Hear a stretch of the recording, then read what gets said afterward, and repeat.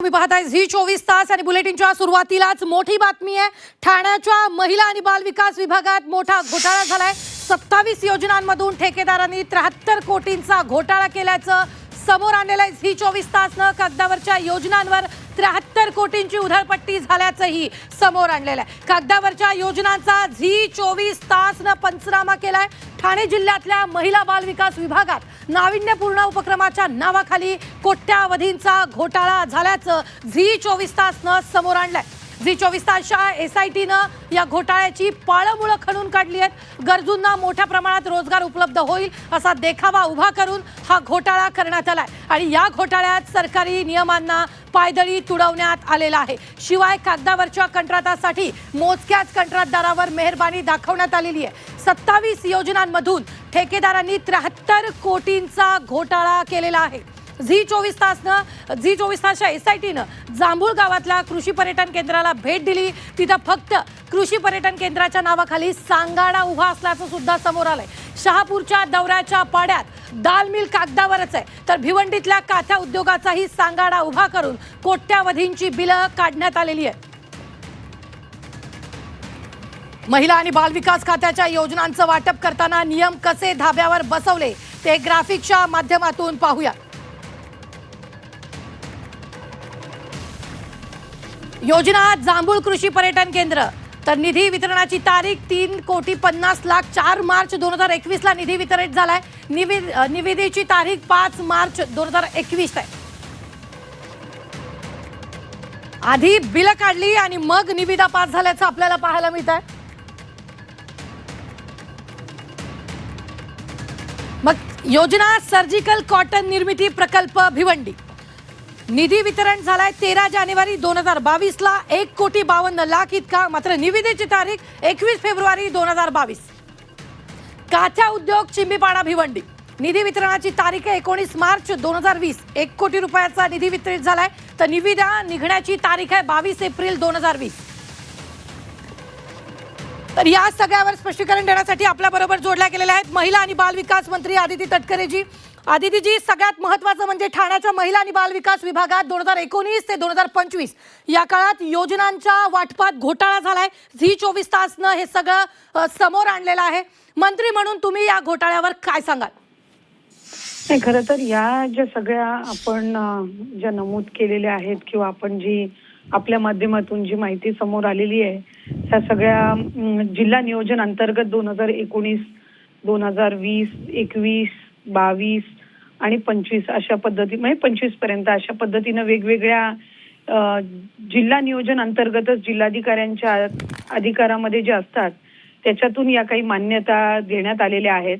खरं तर संबंधित हे संबंध प्रकरण हे गंभीर आहे आणि विभाग म्हणून आम्ही त्या तत्कालीन जे महिला बाल विकासचे अधिकारी आहेत ठाणे जिल्ह्यातले, यांना आम्ही त्या संदर्भातली नोटीस ही आम्ही पाठवत आहोत आणि सचिवांच्या अध्यक्षतेखाली या संदर्भातली एक चौकशी समिती ही नेमण्यात येईल।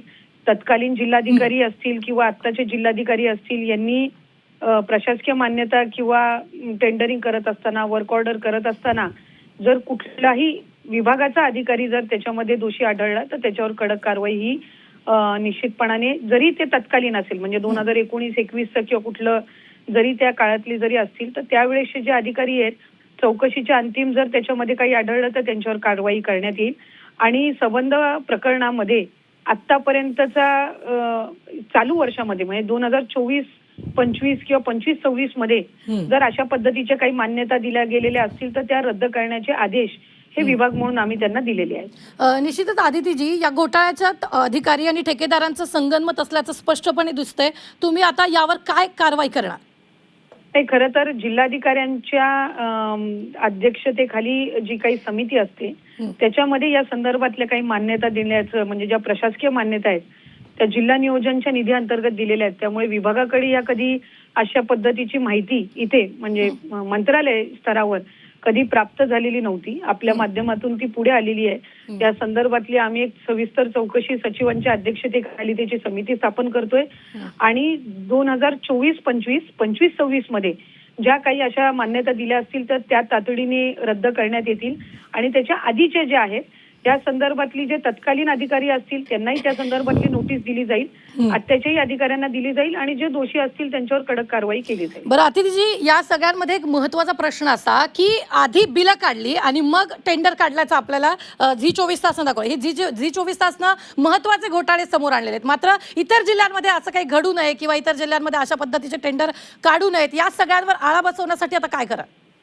या संदर्भामध्ये विभागाकडून सर्व जिल्हाधिकाऱ्यांना आदेश दिले जातील आणि जिल्हा नियोजन अंतर्गत सुद्धा म्हणजे जे त्यांच्या अधिकारात असतात त्याच्यामध्ये सुद्धा त्यांनी संबंधित पालकमंत्री असतील, संबंधित विभाग असेल यांच्या निदर्शनास आणल्याशिवाय किंवा या संदर्भातली जी काही रीतसर म्हणजे त्या संदर्भातली जी काही प्रक्रिया आहे ती केल्याशिवाय अशा पद्धतीच्या कुठल्याही मान्यता देण्यात येऊ नये.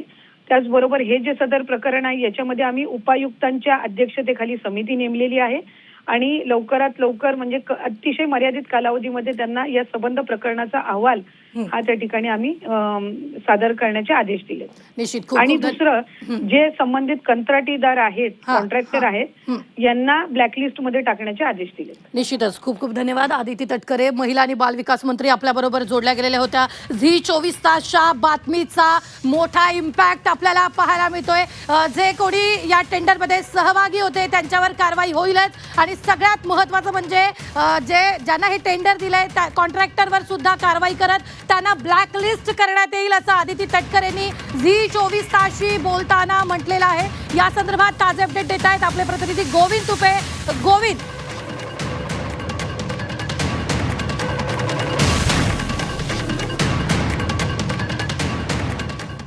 कशा पद्धतीनं जिल्हा महिला बालविकास अधिकाऱ्यांनी ठेकेदारांशी संगनमत करून ठराविक कंपन्याच्या माध्यमातून 73 कोटीचा मलिदा कशा पद्धतीनं लाटला हा सगळा झी 24 तासच्या इन्व्हेस्टिगेशन टीमनं हा सगळा प्रकार समोर आणल्यानंतर आता राज्याच्या महिला बालकल्याण मंत्री जे आहेत आदिती तटकरे यांनी यावर सगळ्या कारवाईचे संकेत दिलेले आहेत. एवढंच नाही तर या प्रकरणामध्ये एक उपायुक्त दर्जाच्या अधिकाऱ्याची कमिटी नेमून तातडीनं अहवाल देऊन कारवाई केली जाईल अशा पद्धतीचं आश्वासनही झी 24 तासला ते बोलताना त्यांनी दिलेलं आहे.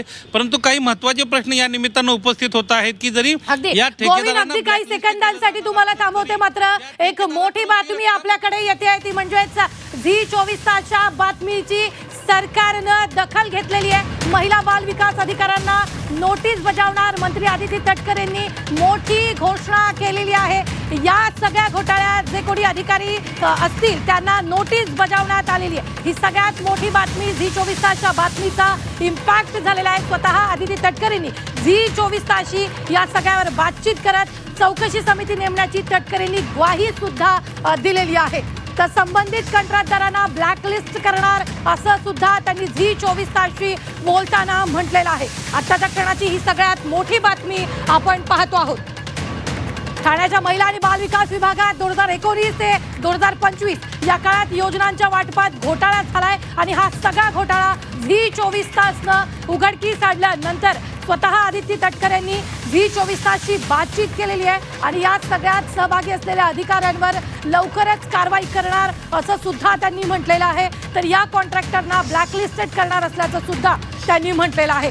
तर आधी बिलं पास केली आणि त्यानंतर टेंडर काढले, हा सगळा घोटाळा झी 24 तासनं समोर आणलेला आहे. कागदावरच्या योजनांवर 73 कोटींची उधळपट्टी करण्यात आलेली आहे. या सगळ्याचा पंचनामा झी 24 तासनं केलेला आहे आणि त्यानंतर स्वतः आदिती तटकरेंनी झी 24 तासची बातचीत करत लवकरच समिती नेमून या सगळ्यावर कारवाई करणार असल्याचं त्यांनी म्हटलेलं आहे. तर या सगळ्यामध्ये जे कोणी अधिकारी सहभागी असतील त्यांना सुद्धा नोटीस बजावणार असल्याचं त्यांनी म्हटलेलं आहे आणि ज्यांना टेंडर दिले त्यांना सुद्धा ब्लॅकलिस्टेड करणार असल्याचं आदिती तटकरेंनी यावेळी बोलताना म्हटलेलं आहे.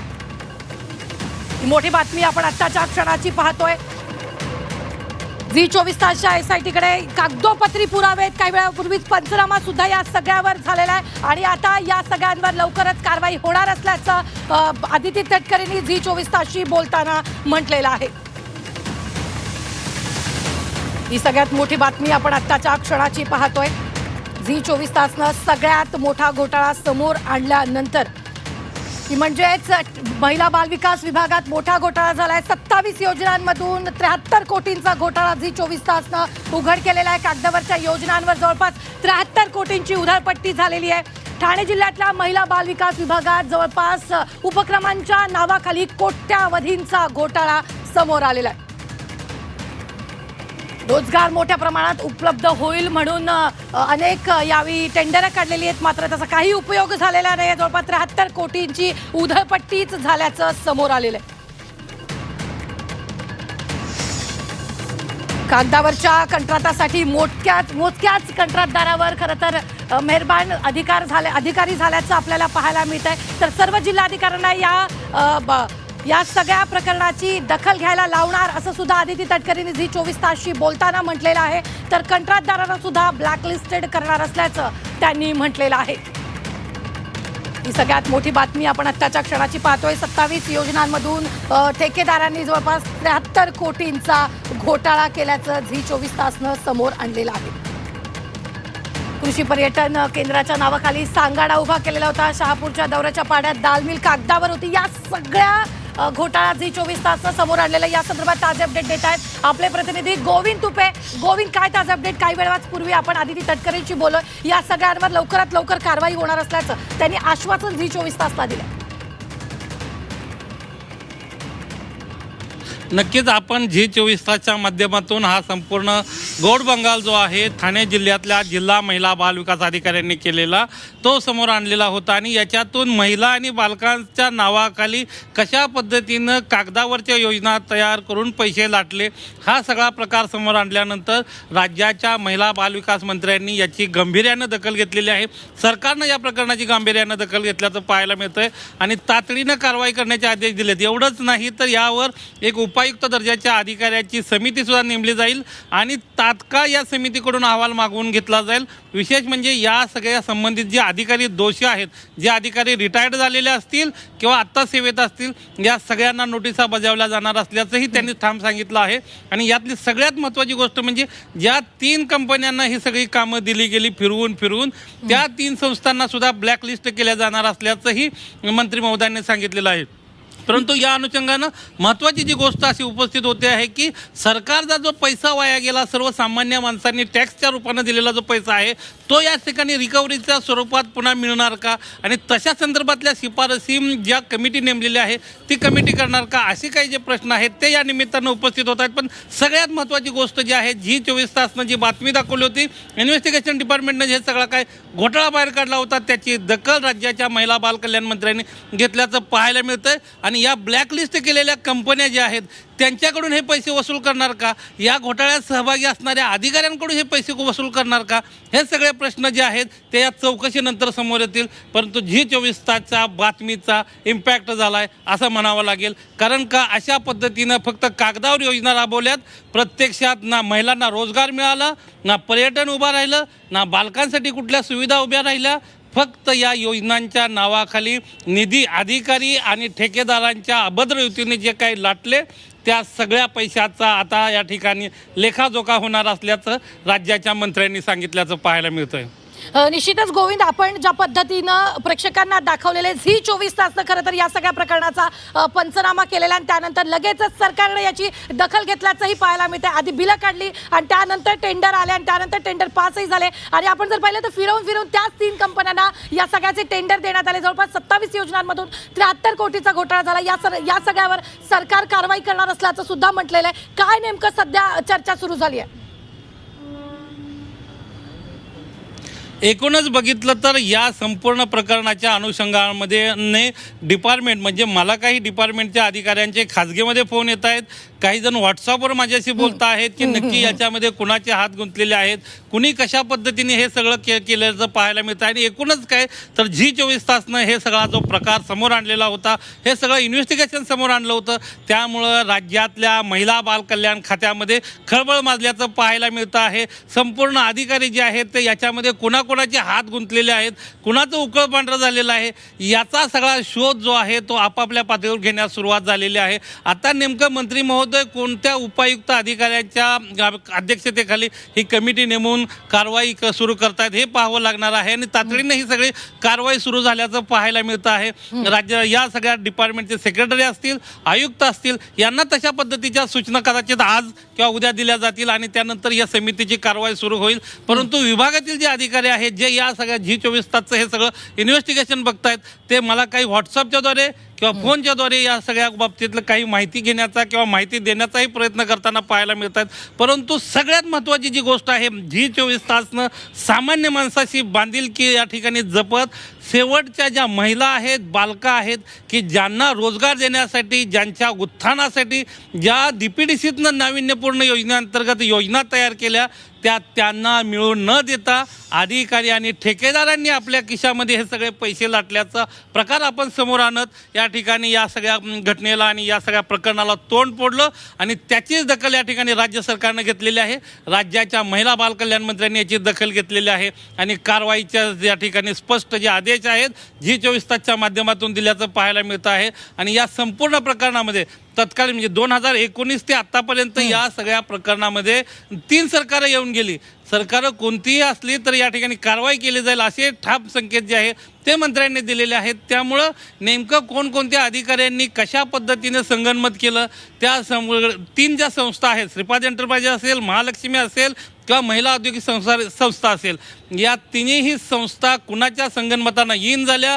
2016चं जे खरेदी धोरण आहे हे कशा पद्धतीनं पायदळी तोडवण्यात आलं हे सगळे मुद्दे जे आहेत त्या चौकशीमध्ये समोर येतील. आणि सगळ्यात महत्त्वाचं म्हणजे महिलांची खोटी कागदपत्र बनवून त्यांच्या नावावर ज्यांनी योजना तयार केल्या परंतु पैसे मात्र भलत्याच ठिकाणी वळवले, या सगळ्या गोष्टीचा लेखाजोखा सुद्धा या चौकशीमध्ये समोर येणार आहे. अगदी गोविंद, अगदी धन्यवाद ताजे अपडेट देण्यासाठी. मात्र आपण जर या ठिकाणी पाहिलं तर आता G24 तासनं जे घोटाळे उघडकीस आणलेत त्याची थेट सरकारनं दखल घेतलेली आहे. या घोटाळ्यात जे जे कोणी सहभागी असतील त्यांच्यावर कारवाई करणार असल्याचं स्वतः आदिती तटकरे यांनी G24 तासशी बोलताना म्हटलेलं आहे.